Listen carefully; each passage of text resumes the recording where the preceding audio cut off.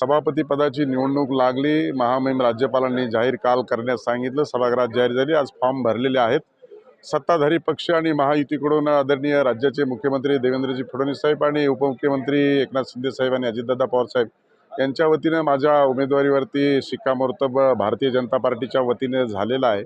मला वाटतं फॉर्म भरलेला आहे आणि विरोधकांना देखील विनंती केली होती त्या महाविकास आघाडीच्या नेतृत्वाला आणि नाना पटोले साहेबांनी सांगितलं की आम्ही या निवडणुकीमध्ये सहभाग घेणार नाही आणि निवडणूक ही बिनविरोध झालेली आहे।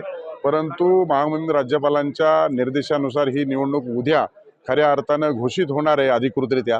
त्यामुळं निश्चितच एक चांगल्या वातावरणामध्ये ही सभापतीची निवडणूक पार पडलेली आहे। विरोधकांचा देखील विश्वास संपादन केला आहे। विरोधकांनी देखील सहकार्य केलं आहे। येणाऱ्या कालखंडामध्ये सभागृह चालवत असताना निश्चित स्वरूपामध्ये त्याचा चांगला उपयोगही होईल आणि राज्यातल्या जनतेचे जे काही प्रश्न आहेत ते सभागृहात सुटले पाहिजे ही भूमिका सत्ताधारी पक्ष आणि विरोधी पक्षामध्ये समन्वय ठेवून करण्याची माझी राहील।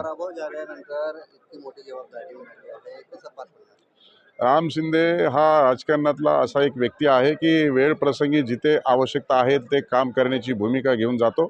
वेळ प्रसंगी संघर्षही करतो आणि म्हणूनसाठी एकदा निवडणूक हरलो तर मी विधान परिषदेवर आलो, दुसऱ्यांदा निवडणूक हरलो तर मी आता त्या सभागृहाचा सभापती झालो। त्याच्यामुळे अल्पशा मताने झालेला पराजयाला खचून न जाता आपल्या पाठीशी राहिलेली जनता आणि जे काही वर्ग असेल त्यांना न्याय देण्याची भूमिका ही उराशी बाळगूनच काम करतो। त्याच्यामुळे मोठ्या मोठ्या पदावर जाण्याची संधी मिळते आणि एकाच पदावर नव्हे तर अनेक पदासाठी नाव चर्चेला जातं। त्याचाच हा भाग आहे की आपण जनतेच्या प्रति उत्तरदायित्व आपलं बनतं आणि ते जे उत्तरदायित्व बनतं त्याला न्याय देण्याची भूमिका माझी असते।